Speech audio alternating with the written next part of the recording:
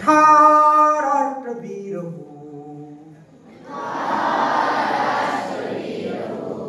सज्ज व्हा उठा चला, शस्त्र व्हा उठा चला, उठा राष्ट्रवीर हो, युद्ध आज पेटले, मान चालले पुढे, मिळून सर्व शत्रूला, नाथ चालूयाकडे, एक संघ होऊनी लढू चला, लढू चला,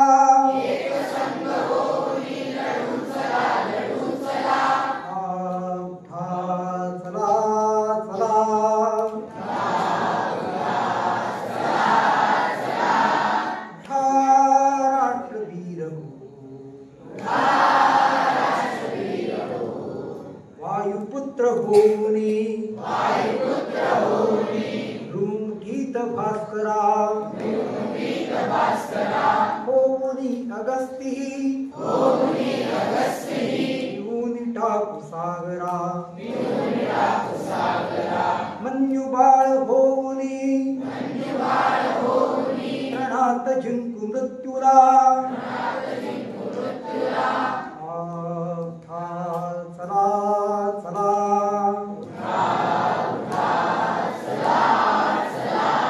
उठा राष्ट्रवीर हो,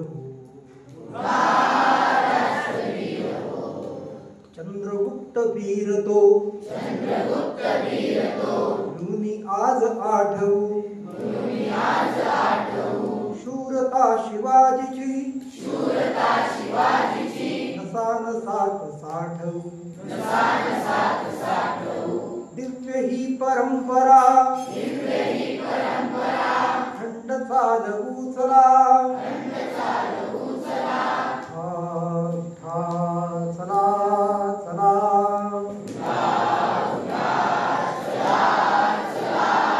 उठा राष्ट्रवीर हो, लाख संकटे जरी समोर ठाकली,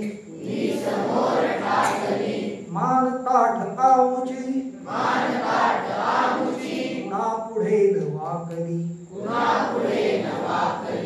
थोर वंश आपुला, महान मार्ग आपुला,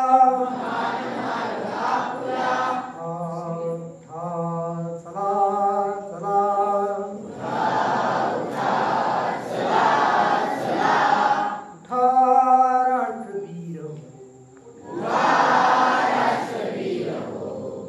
यज्ञकुंड पेटले, चंड हे सभोवती, दुष्ट शत्रु मारुनी, तयात देव आहुती, देवभूमी ही अजिंक्य, दाखवू जगाचला,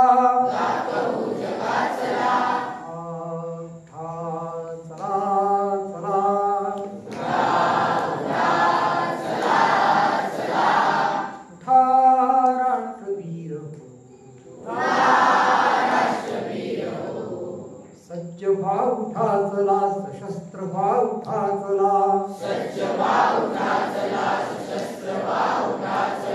उठा राष्ट्रवीर हो,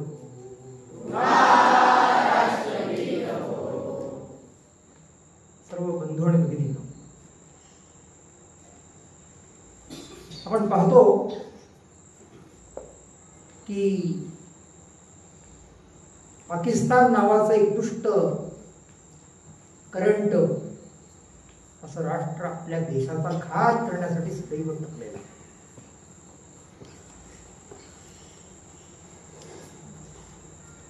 काश्मीर सारख्या ठिकाणी आपले अनेक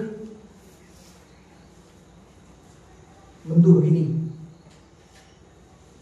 ते काश्मीर पाहण्यासाठी, काश्मीर म्हणजे नंदनवन या देशाचं,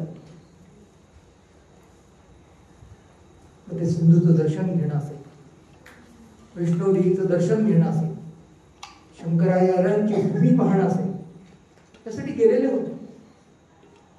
परंतु नादान झाड अशा दुष्टांनी त्यांच्या गोळ्या धरून या देशाच्या कोट्यवधी लोकांचा अपमान केला. आमच्या पंतप्रधानांनी स्पष्टपणाने म्हटलंय की याचा असा रीतीने सूड गुण कधीही ते विसरता येणार होईल. आज मी तुम्हाला एक कथा सांगणार आहे. आद्य क्रांतिकारक वासुदेव बळवंत फडके यांच्या जीवनातले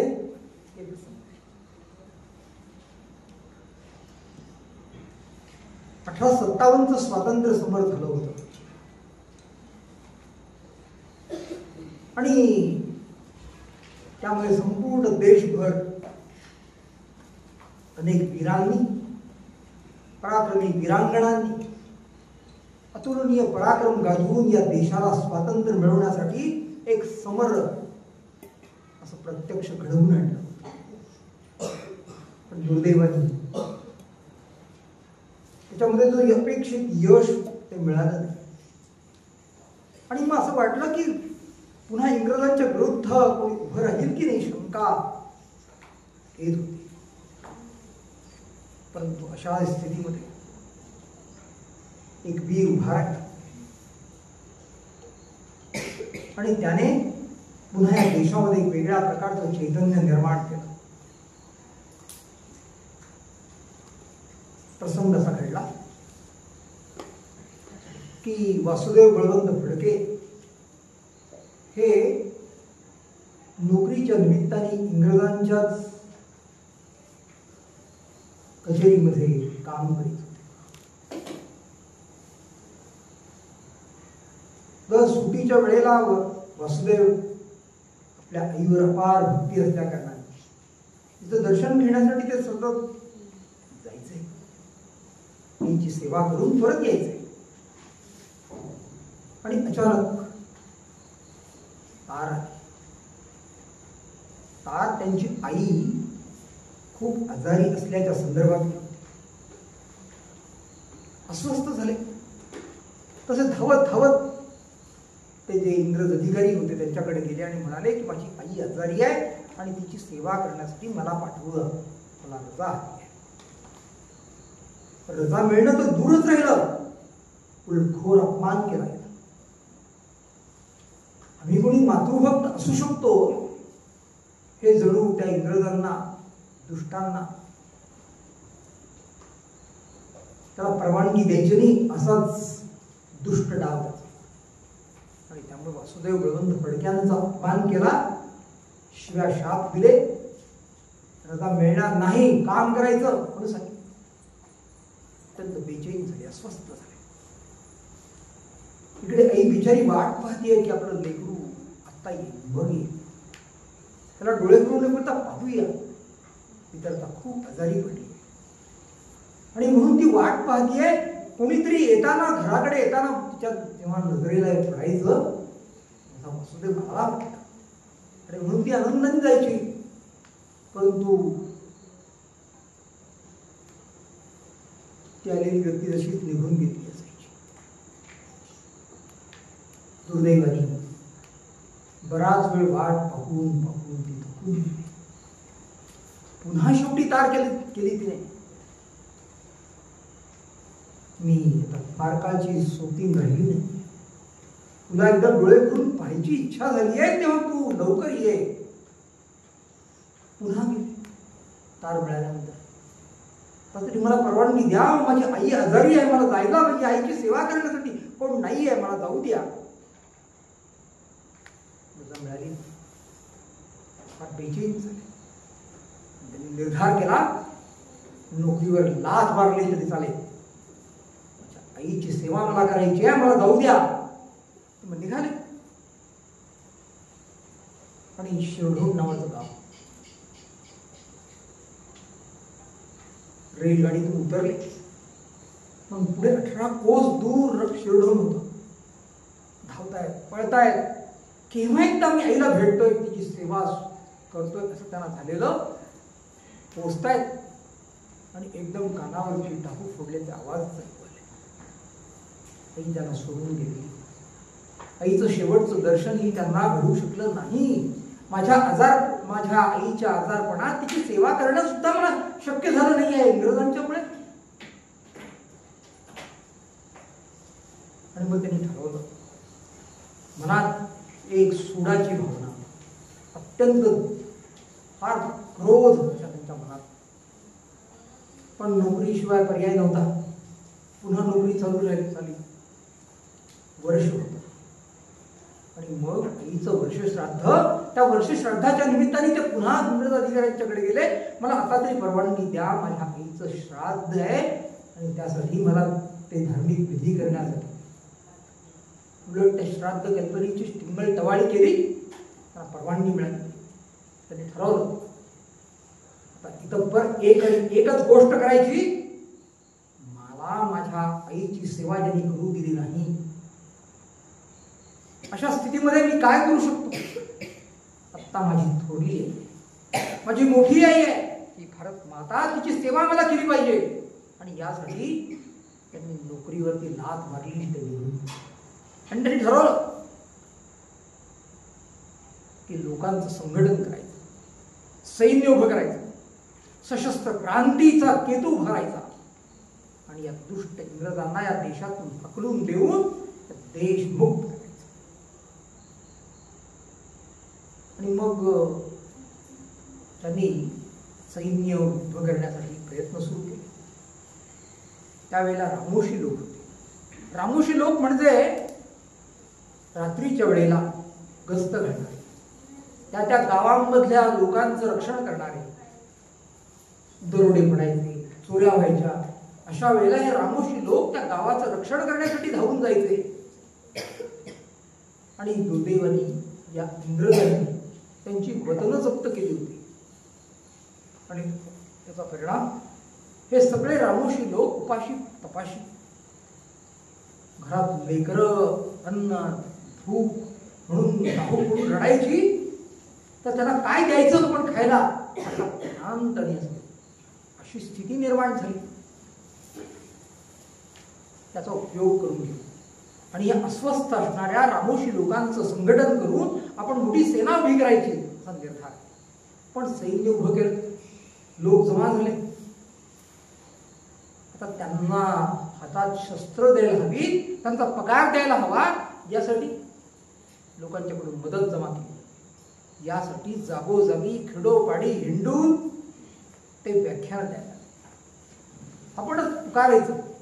आज संध्याकाळी 6 वाजता अमुक चौकामध्ये जाहीर सभा होणार आहे. हातात एखादी थाळी घ्यायची, ती बडवायची आणि पुकारत जायचं. संध्याकाळच्या वेळेला लोक जमायचे आणि त्यांच्या समोर यांची व्याख्यानं व्हायची आणि आपल्या देशातल्या दारुण अशा या इंग्रजांच्या केलेल्या अत्याचारांच्यावरती त्याचे वाभाडे काढायचे. लोकांना असं जळजळीत ते शब्द त्याला प्रेरणा द्यायचे.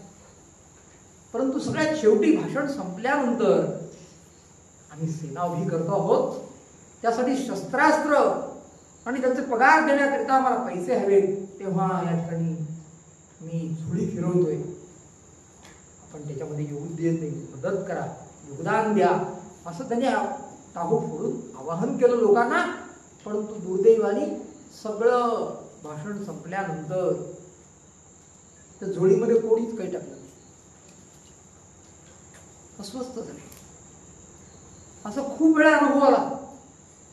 हो, तुम्ही म्हणताय ते बरोबर आहे हो, पण तुम्हाला मदत करतोय असं जर इंग्रजांना कळलं तर आम्हाला जगणं शक्य होईल, आम्हाला तुरुंगात डांबतील. आम्ही तुम्हाला, तुमचं म्हणणं बरोबर आहे, पण आम्ही काही तुम्हाला मदत करू शकतो. आणि मग वसुदेव गळून फडक्याने ठरवलं असं आहे तर आम्ही पाहतो तुम्हाला. आणि मग निरनिराळ्या गावांवरती सांगून सवरून त्या रामोशी लोकांच्या भक्तीने सांगून सवरून दरोडे घातले. आणि जे सावकार की ज्यांनी गोरगरिबांना छळलं होतं, फार प्रचंड संपत्ती आणि हे बळकावली होती, अशा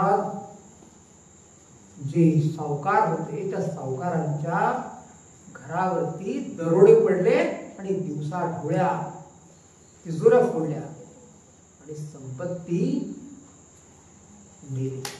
पण जातेवेळी त्यांनी हेही सांगितलं, आम्ही कोणी चोर नाही आहोत, दरोडेखोर किंवा लुटारू नाही आहोत, आम्ही देशभक्त आहोत. बऱ्या मुलांनी सांगितल्यानंतर तुम्ही अजिबात मदत केली नाही आणि त्यासाठी आम्हाला वेगळा मार्ग सोखाळावा लागला, म्हणूनच केवळ आम्ही दरोडा घातलाय. उद्या त्या देशाला स्वातंत्र्य मिळेल तेव्हा तुमचे पैसे तर तुम्हाला परत मिळतीलच, परंतु व्याज आम्ही तुम्हाला देऊ. आणि वसुदेव फडक्यांनी अशा रीतीने इंग्रजांच्या विरोधात वेगवेगळ्या जागोजागी दरोडे घातले आणि इंग्रजांच्या त्याच्या मदतीने सेना, पगार, शस्त्रास्त्र आणि युद्धकलांचं शिक्षण हे सगळं त्या ठिकाणी देणं सुरू झालं. वसुदेव फडक्यांनी आणि त्यांच्या बरोबरचे त्यांचे जे सेनापती होते त्या सगळ्यांच्या बळावरती मोठी सेना आणि मोठे पराक्रम केले. पराक्रम करता करता एके दिवशी अशी झाली स्थिती की इंग्रजांची 2 कचेऱ्या, एक बुधवारवाडा, आणखीन मुंबई, आणखीन त्या पुण्यामधल्या आणखीन एका कचेरीवरती हल्ला केला गेला, धडाडून त्या पेटवून दिल्या गेल्या. इंग्रजांना ते माय धरणी ठाय करून सोडलं आणि इंग्रजांचं धावत जागोजागी असणारे सगळेजण, पोलीस, इंग्रज अधिकारी आपापली घरं सोडून, गावं सोडून हे पुणे, मुंबई सारख्या ठिकाणी एकत्रित आले. त्यांची पाचावर धरण पडली. हे वासुदेव फडके क्षणात इथे तर क्षणात कुठल्या कुठे गेलेले असायचे आणि त्यामुळे त्यांची पाचावर धरण आणि थरथर कापायला लागली. म्हणजे इंग्रजांना सळो की पळो करून सोडण्याचं प्रचंड काम त्यांनी केलं. जनरल डायर,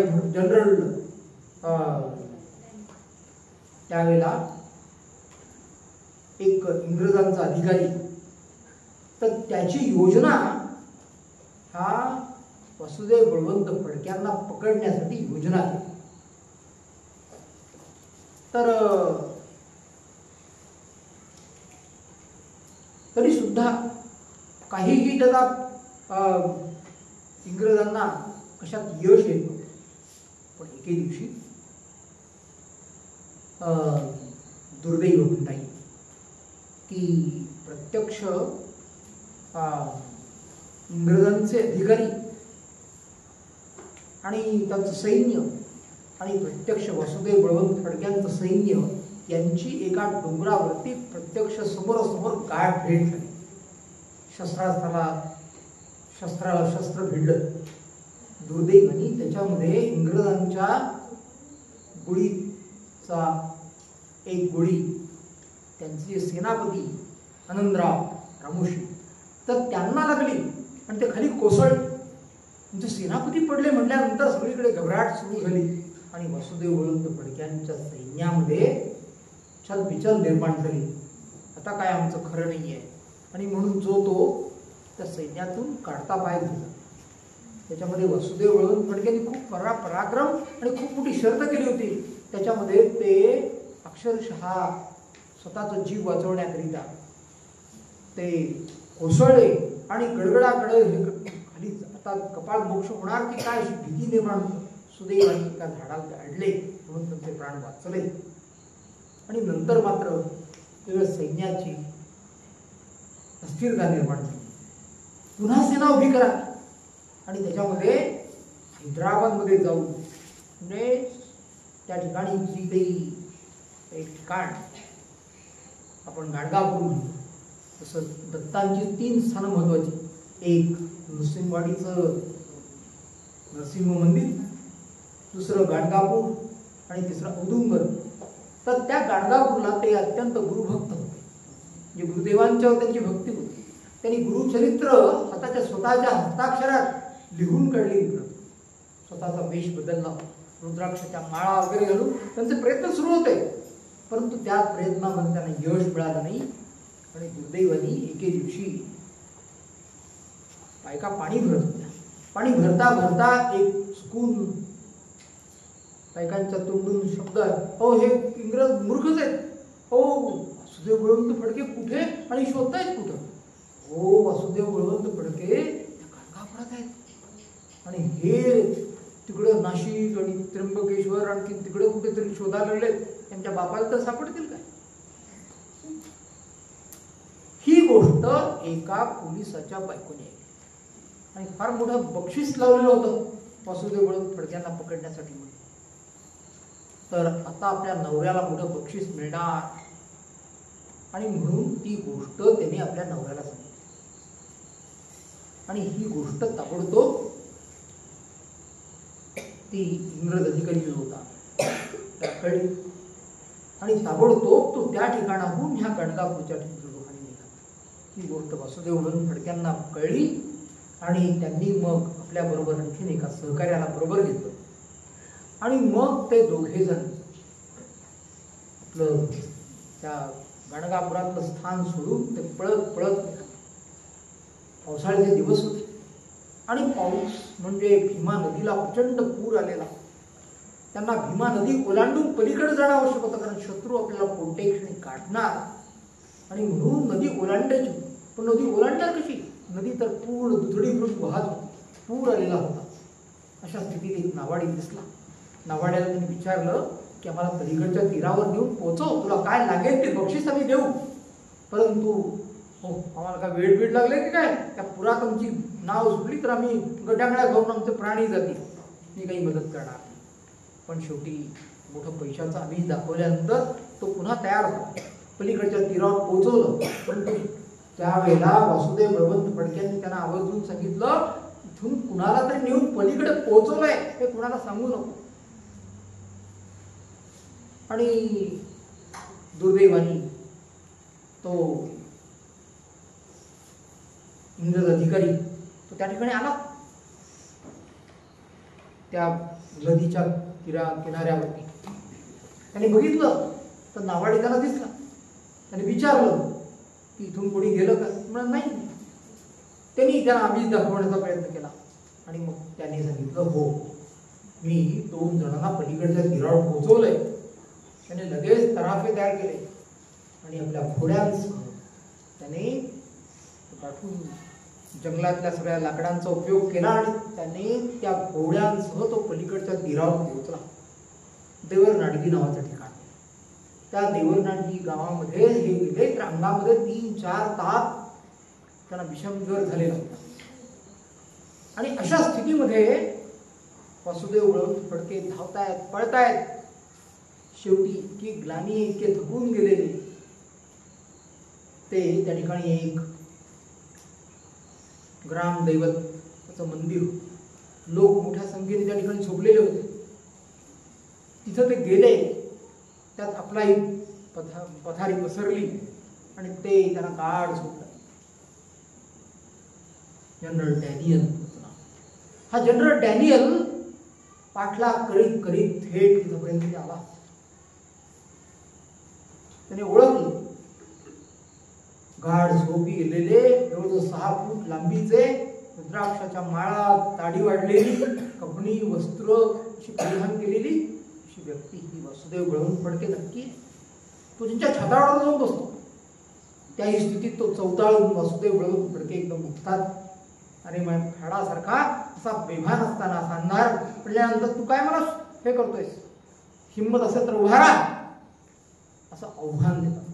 परंतु त्याही स्थितीमध्ये वासुदेव बळवंत फडके तर हा जनरल डॅनियल हा तुष्ट असतोय. त्यांनी त्याला लगेच हातात पायात बेड्या टाकायला लावल्या आणि मग त्यांना प्रत्यक्ष न्यायालयासमोर उभं करण्यात. त्यांचं त्यांचं वकिलीपत्र कोण घेणार. परंतु सुदैवानी त्यावेळेला अरे बा हे सगळेजण जरा बसा, बस एक 5 मिनिटं 5 मिनिटं जातो माहिती आहे. तर वासुदेव बळवंत त्यानं पकडलं गेलं. परंतु खाजगीवाले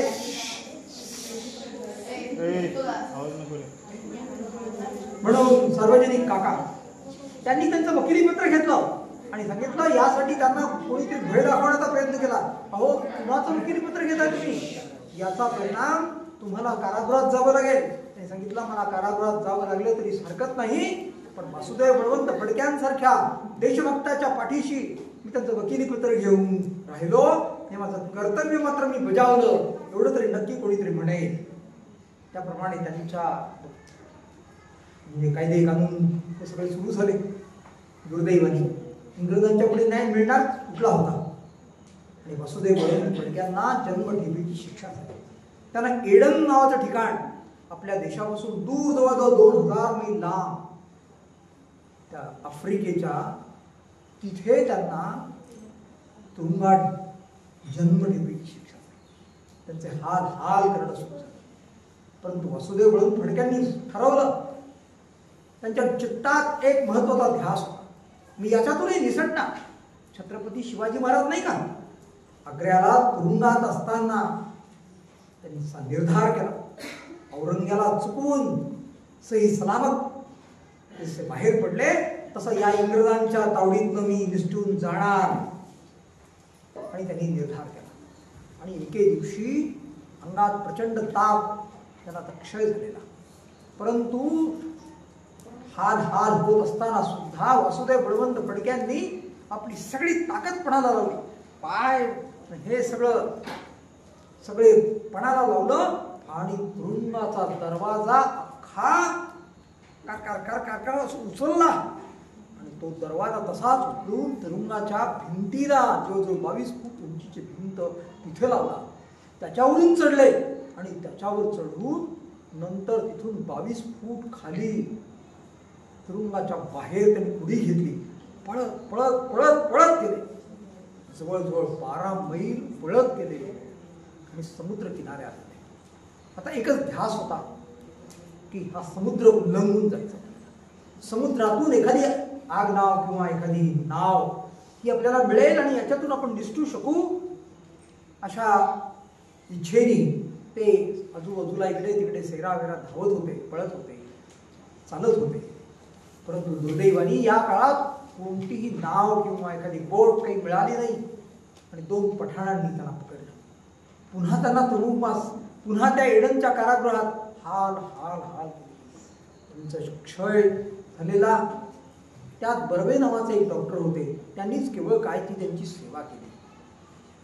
अन्यथा इंग्रजांचे असे सातत्याने प्रयत्न हे आमचा हा देशभक्त, या देशाला पुन्हा प्रेरणा देणारा हा नरपुंग, तो देशासाठी सदैव आता शस्त्रधारक करून देशाला चैतन्य प्रेरणा देणारा तो त्या ठिकाणी त्याचे हाल हाल होते.